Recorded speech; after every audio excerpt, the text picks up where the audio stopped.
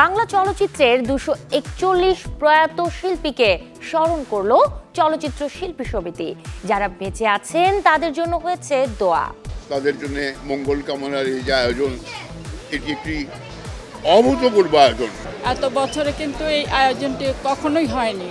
বাবাকে এখনো স্মরণ করছেন, আমি এই জন্য অনেক কৃতজ্ঞতা জানাচ্ছি। ভালো নেই লালন সম্রাজ্ঞী ফরিদা পারভীন, আছেন আইসিইউতে। শাকিব খানের প্রিন্স ছবিতে শাহরুখ খানের সিনেমাটোগ্রাফার। মুক্তি পাচ্ছে মেজাবিন চৌধুরীর ছবি সাবা। দর্শক সবাইকে আমন্ত্রণ, শুরু করছি ওয়াকার ফুটার প্রেজেন্টস শোবিজ অ্যান্ড স্টাইল 24। দেশ বিদেশের বিনোদনের নানা খবর সাথে নিয়ে আছি আমি শাহরিন জেবির। চলচ্চিত্রের প্রয়াত শিল্পীদের স্মরণ করল শিল্পী সমিতি। স্মৃতির আয়নায় কিংবদন্তির দৃশ্য শিরোনামে আজ বিএফডিসিতে হয়েছে নানা আয়োজন, যেখানে এসেছিলেন প্রয়াত শিল্পীদের পরিবার। দিনভর এই আয়োজনে ছিল কোরআন খতম, স্মরণ সভা, দোয়া মাহফিল ও মধ্যাহ্নভোজ। ঢাকায় সিনেমার প্রয়াত শিল্পীদের স্মরণে দোয়া মাহফিল ও আলোচনা অনুষ্ঠানের আয়োজন করেছে বাংলাদেশ চলচ্চিত্র শিল্পী সমিতি। স্মৃতির আয়নায় কিংবদন্তির দৃশ্য শিরোনামের এই অনুষ্ঠানটি আজ রবিবার বিএফডিসি শিল্পী সমিতির আঙিনায় অনুষ্ঠিত হয়। দিনব্যাপী অনুষ্ঠানটি শুরু হয় কুরআন তেলাওয়াত, দোয়া মাহফিল ও মধ্যাহ্নভোজের মধ্য দিয়ে। এরপর গণমাধ্যমের সাথে কথা বলেন বর্ষিয়ান অভিনেতা আহমেদ শরীফ, সোহেল রানা, নতুন সহ আরো অনেকে। আমি সত্যি কথা বলছি, আজকে হেরে গেছি। এই যে আয়োজন, যারা আমাদেরকে ছেড়ে চলে গেছেন তাদের জন্যে দোয়ার ব্যবস্থা, তাদের জন্যে মঙ্গল কামনার এই যে আয়োজন, এটি একটি অভূতপূর্ব আয়োজন। যে চলচ্চিত্রকে আপনারা আজকে যে পর্যায়ে নিয়ে এসেছেন, ঠিক তেমনিভাবে চলচ্চিত্রকে আপনারা বাংলা চলচ্চিত্রকে, বাংলাদেশের চলচ্চিত্রকে আপনারা ভালোবেসে আপনারা আপনাদের হৃদয়ের মণিকোঠায় আপনারা তাদেরকে রাখবেন। আজকের যে আয়োজন, এটা আমরা এত বছর যে কাজ করেছি, এত বছরে কিন্তু এই আয়োজনটি কখনোই হয়নি। এছাড়া অনুষ্ঠানে কথা বলে প্রয়াত শিল্পীদের পরিবারের স্বজনেরা। অবশ্যই এটা প্রশংসনীয়। আমি বলেছি এটা আগে কখনো আমি দেখিনি, আজকে দেখলাম, বা আমার হলেও আমার আসার সৌভাগ্য হয় নাই। আমি আজকে সম্মানের সাথে দাওয়াত পেয়ে আমি এসেছি, খুবই ভালো লেগেছে। এটা কন্টিনিউ হোক। বলতে হবে আমি এখানে এসে খুবই অভিভূত যে বাবার যে ইন্ডাস্ট্রির লোকজনরা তারা বাবাকে এখনো স্মরণ করছেন, আমি এই জন্য অনেক কৃতজ্ঞতা জানাচ্ছি। প্রথমবারের মতো এমন ব্যতিক্রমী উদ্যোগে খুশি চলচ্চিত্র শিল্পী ও কলাকুশলীরা। আলী আফতাব, চ্যানেল 24, ঢাকা। ভালো নেই লালন সম্রাজ্ঞী ফরিদা পারভীন। ডায়ালিসিসের পর তার শারীরিক অবস্থার অবনতির কারণে বর্তমানে আইসিইউতে আছেন এই শিল্পী।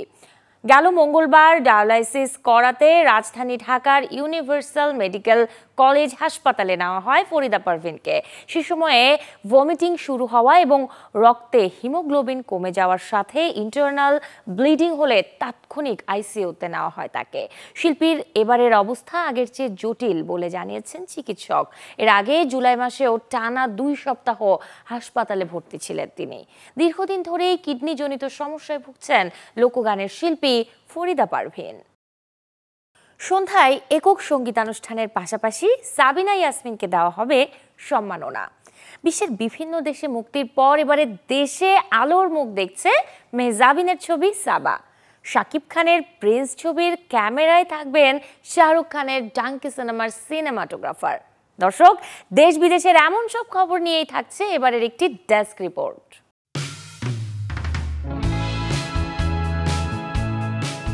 আজ কিংবদন্তি সঙ্গীত শিল্পী সাবিনা ইয়াসমিনকে দেওয়া হবে সম্মাননা, সাথে হবে একক সঙ্গীতানুষ্ঠান।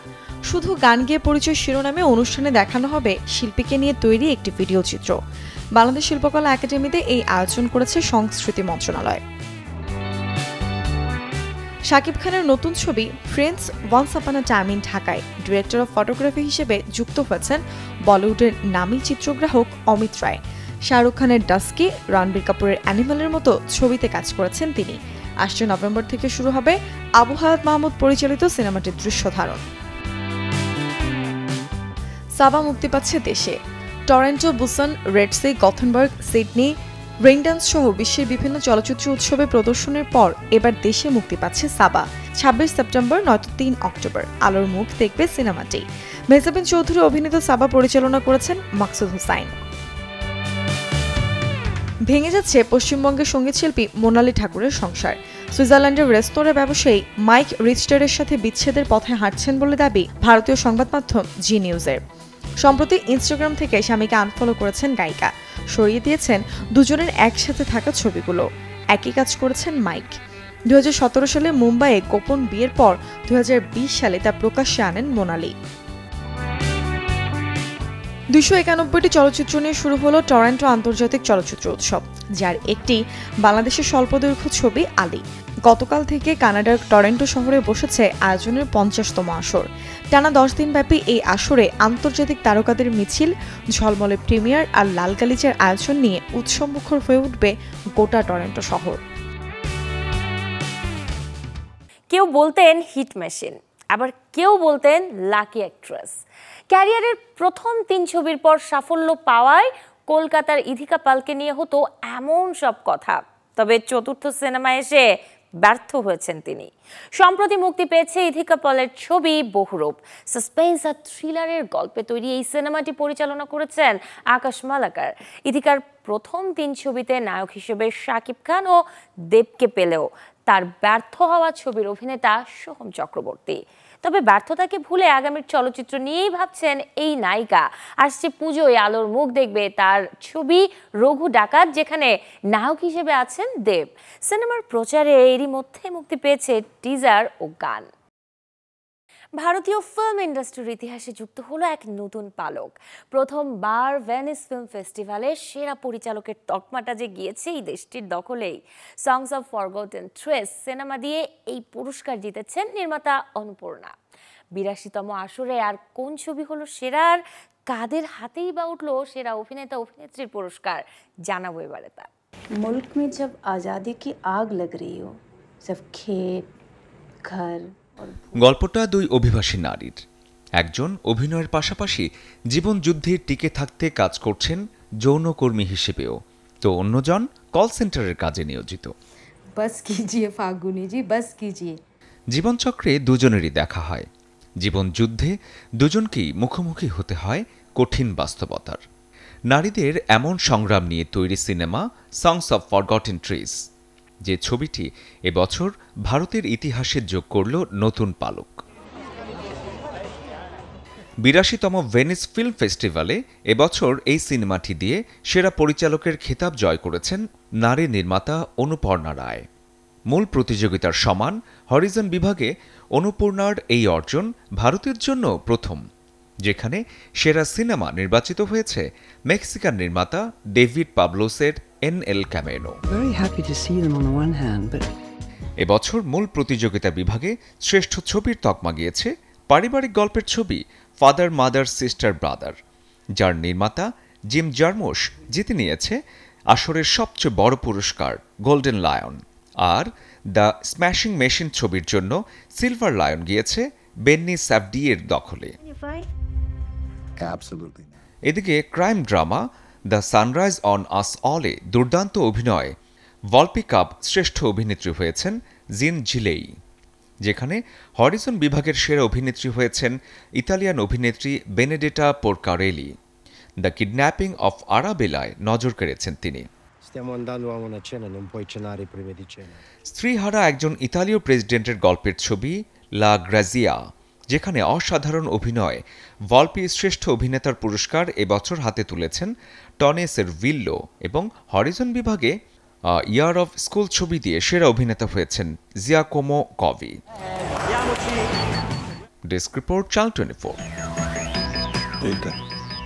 এবার ঘরে বসেই দর্শক উপভোগ করতে পারবে দক্ষিণী কিংবদন্তি রজনীকান্তের সিনেমা কুলি, কারণ আসছে 11 সেপ্টেম্বর থেকে অ্যামাজন প্রাইমে স্ট্রিমিং হবে এই সিনেমাটি। ভারতের স্বাধীনতা দিবস ঘিরে গেল 14 আগস্ট প্রেক্ষাগৃহে মুক্তি পায় কুলি, যেই ছবিতে প্রধান চরিত্রে অভিনয় করেছেন রজনীকান্ত, বিপরীতে ভিলেনের ভূমিকায় নাগার্জুন, আর কেমিও চরিত্রে হাজির হয়েছেন আমির খান। গুরুত্বপূর্ণ চরিত্রে আছেন শ্রুতি হাসান। বন্ধুর জন্য লড়াই করার গল্পের সিনেমা কুলি, যেটি নির্মাণ করেছেন লোকেশ কানেগরাজ। কুলি ছবিটি মুক্তির 22 দিনে বিশ্বজুড়ে আয় করেছে 513 কোটি রুপি। আর মাসখানেক না যেতেই দর্শকদের জন্য আরো সহজে দেখার সুযোগ করে দিতে অনলাইনে স্ট্রিমিং হচ্ছে এই সিনেমাটি। নিজের প্রথম তেলুগু সিনেমা নিয়ে হাজির হবার অপেক্ষায় আছেন ইমরান হাশমি, সাথে আছেন পবন কল্যাণ। ছবির নাম দে কল হিম ওজি। সুজিতের পরিচালনায় 250 কোটি বাজেটের এই সিনেমাটি ভারত জুড়ে প্রেক্ষাগৃহে মুক্তি পাবে আসছে 25 সেপ্টেম্বর। গল্পটা এবার এক গ্যাংস্টারের, যিনি পর্দায় আসলেই মুগ্ধ করেন দর্শকদের। তার এক সংলাপেই থমকে যায় ভিড়, এক ঝলক চোখের দৃষ্টিতেই জেগে ওঠে বিদ্রোহ। বলছি দ্য পাওয়ার স্টার পবন কল্যাণের কথা। আর এবার তিনি ফিরছেন action crime cinema they call him OG নিয়ে। শুধু তাই নয়, ছবিতে পবনের বিপরীতে থাকছেন বলিউডের রোম্যান্স হিরো ইমরান হাশমি, যিনি কিনা প্রথমবারের মতো 250 কোটি টাকার বাজেটে হাজির হচ্ছেন তেলুগু সিনেমায়। দে কল হিম ওজি সিনেমাটি পরিচালনা করেছেন সুজিত, যেখানে পবন কল্যাণ ইমরান হাশমির পাশাপাশি পর্দায় আরো দেখা যাবে প্রিয়াঙ্কা মোহনকেও। প্রচারের স্বার্থে ইতোমধ্যেই মুক্তি পেয়েছে ছবিটির 1 মিনিট 4 সেকেন্ডের একটি গ্লিম্পস, যেখানে ছবির প্রতিটি অ্যাকশন, মিউজিক আর সিনেমাটোগ্রাফি ছবিটি নিয়ে দর্শকদের মাঝে তৈরি করেছে তুমুল উত্তেজনা। এখন দেখার অপেক্ষা, আসছে 25 সেপ্টেম্বর ছবি মুক্তির পরও কি থাকবে দর্শক মনে ঠিক একই উত্তেজনা? Desk report, channel 24। দর্শক, এতক্ষণ ছিলাম বিনোদনের নানা খবরে। এবারে জীবনযাপনের গল্প দেখব, লাইফস্টাইলের কিছু আপডেট। অল্প কদিনের অপেক্ষা, চলতি মাসের শেষ দিকেই শুরু হবে সনাতন ধর্মাবলম্বীদের সবচেয়ে বড় উৎসব শারদীয় দুর্গাপূজা। এই সময়ে নারীদের চাহিদার তুঙ্গে থাকে জামদানি শাড়ি। তাই তো নতুন ডিজাইনের জামদানি শাড়ি প্রস্তুতে এখন ব্যস্ত সময় পার করছেন কারিগরেরা।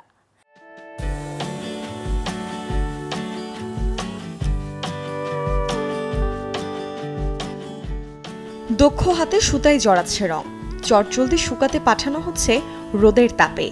শুকালেই তা পৌঁছে যাবে তাঁতে। এই সুতাতে ফুটে উঠবে মন কাড়া জামদানির নকশা।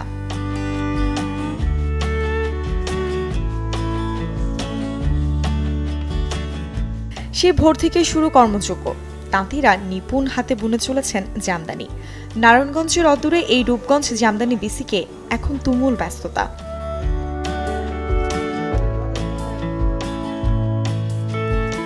কারণ আর মাত্র দিন 20 পরেই হিন্দু ধর্মাবলম্বীদের সবচেয়ে বড় উৎসব শারদীয়া দুর্গাপূজা।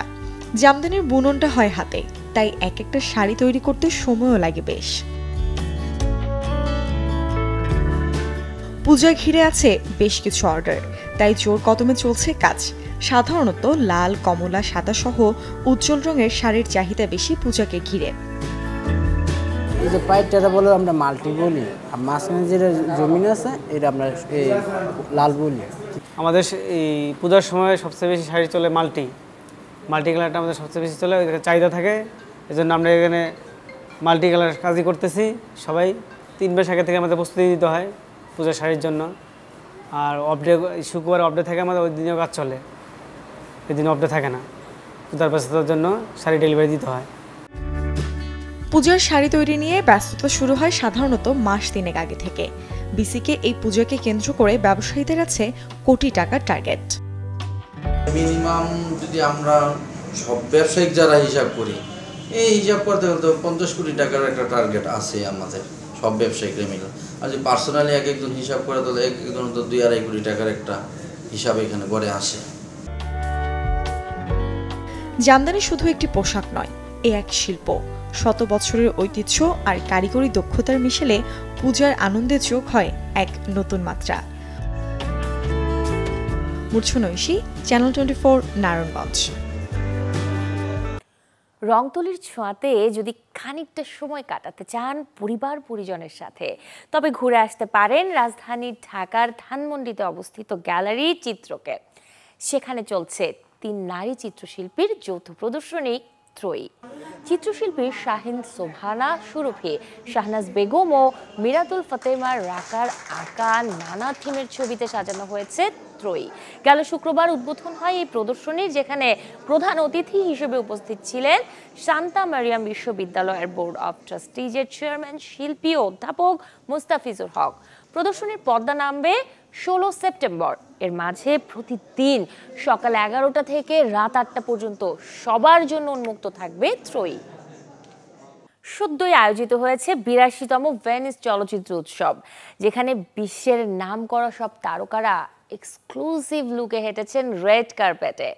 কেউ ফ্যাশন সেন্সে হয়েছেন প্রশংসিত, কেউ বা অদ্ভুত পোশাকে হাজির হয়ে নিরাশ করেছেন ভক্তদের।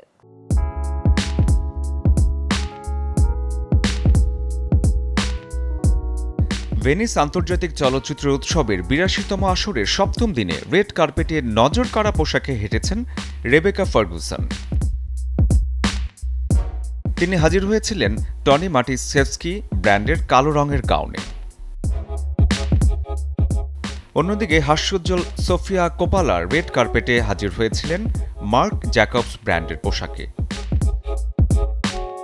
আবার কোলম্যান পরেছিলেন ভ্যালেন্টিনো ব্র্যান্ডের নেভি ব্লু রঙের রাজকীয় পোশাক, আর তার হাতে ছিল নজরকাড়া আংটি। রোমানা ম্যাগিওরা হেঁটেছেন ভ্যালেন্টিনো ব্র্যান্ডের সাদা কালো পোশাকে। আরেক সেরা পোশাকে সবার নজর কেড়েছেন রাহাত আল হারবি। তিনি পরেছেন র্যাম ক্যাডি ব্র্যান্ডের ধূসর রঙের গাউন, আর আরেক আকর্ষণ গলার নেকলেস। অন্যদিকে রেড কার্পেটে হেঁটেছেন গ্রেটা লি। ক্রিশ্চিয়ান ডিওর ব্র্যান্ডের কালো ও কচুপাতা রঙের পোশাকেই তিনি নজর কেড়েছেন সবার। ঝাঁকড়া চুলে এদিন হাজির হয়েছিলেন মাইহা লাহেরুড। তিনি পরেছিলেন মোমো ব্র্যান্ডের পোশাক। রেবেকা ম্যাডার এদিন আয়োজনের রেড কার্পেটে হেঁটেছেন ডিওর ব্র্যান্ডের সাদা রঙের গাউনে। Desk report, channel 24। খাবার ঠিক কত সময় ধরে চিবিয়ে খাচ্ছেন আপনি? ভাবছেন হঠাৎ এমন প্রশ্ন কেন করছি? বুঝিয়ে বলছি। যদি ঠিকমতো না চিবিয়ে খাওয়া হয় খাবার, তবে শরীরে বাসা বাঁধতে পারে নানা অসুখ। কি বলছেন এ বিষয়ে বিশেষজ্ঞ? চলুন জেনে আসি তা।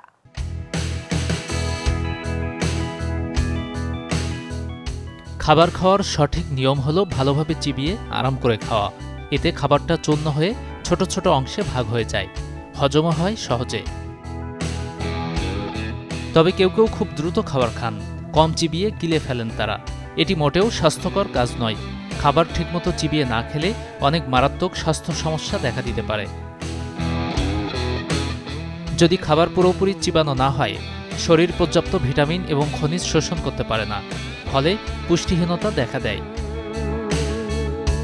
খাবারের বড় টুকরো পাকস্থলীতে চাপ বাড়ায়, যা অ্যাসিড উৎপাদন বাড়িয়ে জ্বালা তৈরি করতে পারে। পাকস্থলীর অ্যাসিড সঠিকভাবে খাবারের সঙ্গে না মিশে গেলে তা গলায় ফিরে আসতে পারে। খাবার ঠিকমতো চিবিয়ে না খেলে হজমের সমস্যা হয়, আর হজম না হয় গ্যাস জমতে পারে, যা পেট ফোলা ও অস্বস্তি তৈরি করে। তাড়াহুড়া করে খাবার খাওয়ার মাধ্যমে আমাদের শরীরে আসলে অনেক ধরনের সমস্যা দেখা দেয়। প্রথমত হচ্ছে আমাদের মুখ থেকে টায়ালিন নামক এনজাইম সিক্রেশন হয়, যেটা আমাদের মুখে লালা গ্রন্থি থেকে আসছে। তো আলফা টায়ালিন বা আলফা অ্যামাইলেস আমাদের লালা গ্রন্থি থেকে বের হওয়ার সময় অ্যাসোফাগাসে বা খাদ্যনালীতে খাবার প্রবেশের সময় থেকেই সেই এনজাইমগুলো কাজ করা শুরু করে। এরপরে যদি কেউ দ্রুত খাবার ইনটেক করে এবং ঠিক মতন মাস্টিকেশন না করে, ঠিক মতন না চাবায়, তো তাহলেই কিন্তু দেখা যায় যে পেটের ভিতরে গ্যাসের একটা সমস্যা হয়ে যায় অতিরিক্ত বাতাসের কারণে। তো ফ্ল্যাটুয়েন্সের আরেকটা বড় বিষয় বা বায়োগ্যাসের একটা বড় বিষয় কিন্তু আস্তে আস্তে করে খাবার খাওয়া এবং চিবিয়ে ভালো করে খাবারটাকে গ্রহণ করা। ধীরে ধীরে খাওয়ার অর্থ হলো আপনি খাবারের প্রতি মনোযোগী। শরীরের খাবারের প্রয়োজন মিটে গেলে মস্তিষ্ক থেকেই সেই সংকেত আসে, ফলে অতি ভোজন থেকে নিজেকে বিরত রাখা যায়। তাড়াহুড়ো করে খেতে গিয়ে যদি খাবারের কোনো অংশ শ্বাসনালীতে আটকে যায়, এমন অবস্থায় অক্সিজেনের অভাবে মৃত্যু পর্যন্ত হতে পারে। তাই ধীরে সুস্থে ভালোভাবে চিবিয়ে খাবার খাওয়াই নিরাপদ। Desk report, channel 24। ব্যস্ত নগরী ঢাকা শুধুই কি যানজট আর ধুলো ময়লার? না, বাংলাদেশের রাজধানীর আছে ঐতিহ্য, ইতিহাস। যদি একটা দিন হাতে নিয়ে ঘুরে বেড়াতে চান এই মেগা সিটিতে, তবে কোথায় কোথায় যেতে পারেন এবারের আয়োজনে জানাবো সেই ধারণা। সকালের আলো ফুটতেই শুরু হয় নতুন একটি দিন, যে ভোরে রং ছড়ায় ফুল ব্যবসায়ীরা। শহরের প্রাণকেন্দ্র মানিক মিয়া অ্যাভিনিউ। ছুটির দিনে এই রাস্তায় কিছুটা সময় কাটানোর মজাটাই অন্যরকম। পাশে ঘাড় ঘোরালেই চোখে পড়বে স্থপতি লুই কানের অনন্য সৃষ্টি জাতীয় সংসদ ভবন। কয়েক কদম এগোলেই জিয়া উদ্যান, যেখানে লেকের পানিতে ভাসছে পদ্ম ফুল আর বাতাসে ছড়িয়ে আছে প্রকৃতির শান্তি। ঢাকার দেয়ালে চোখ পড়তেই ধরা দেবে রঙের ছোঁয়া, সাথে মেট্রো রেলের পিলারে আঁকা গ্রাফিতি যেন ঢাকার কোলাহলের মাঝেও একখণ্ড শিল্পের ক্যানভাস। শহরের প্রাণকেন্দ্র গুলশান গোল চত্বরের আধুনিকতা আর মতিঝিলের কর্মচাঞ্চল্য যেন একে অপরের বিপরীত ছবি। বিজয় সরণিতে আছে নভ থিয়েটার, আকাশের রহস্য খোঁজার চমৎকার একটি জায়গা। বাসার ছোট সদস্যদের নিয়ে আসতে পারেন এখানে। বেলা গড়িয়ে যখন দুপুর, তখন আজান ভেসে আসবে বায়তুল মোকাররম জাতীয় মসজিদ থেকে। একসাথে নামাজে অংশ নিচ্ছেন হাজারো মানুষ, যা ঢাকার ধর্মীয় আবহকে আরও স্পষ্ট করে।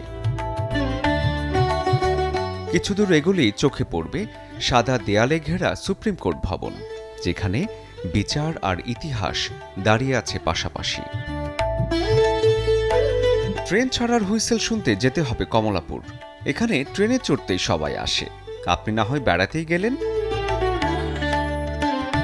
শহরের পাশে বয়ে চলা নদী বুড়িগঙ্গা, আর অসংখ্য নৌকা আর লঞ্চের ভিড়ে সদরঘাট।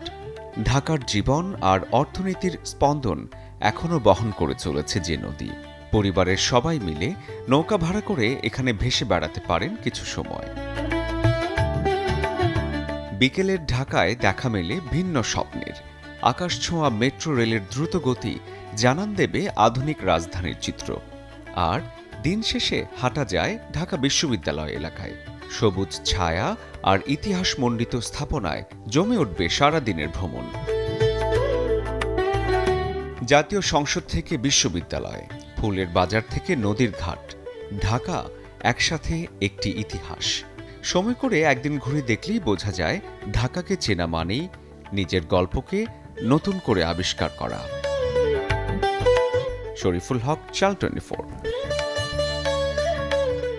দর্শক, এই ছিল Walker footwear presents showbiz and style 24 এর আজকের আয়োজনে। বিনোদন ও লাইফস্টাইলের সব খবর জানতে ভিজিট করুন আমাদের ফেসবুক পেজ এবং ইউটিউব চ্যানেলে। কাল ঠিক একই সময়ে আবারও দেখা হবে। সেই পর্যন্ত সবাই ভালো থাকুন, আর দর্শক অবশ্যই চ্যানেল 24 এর সাথেই থাকুন।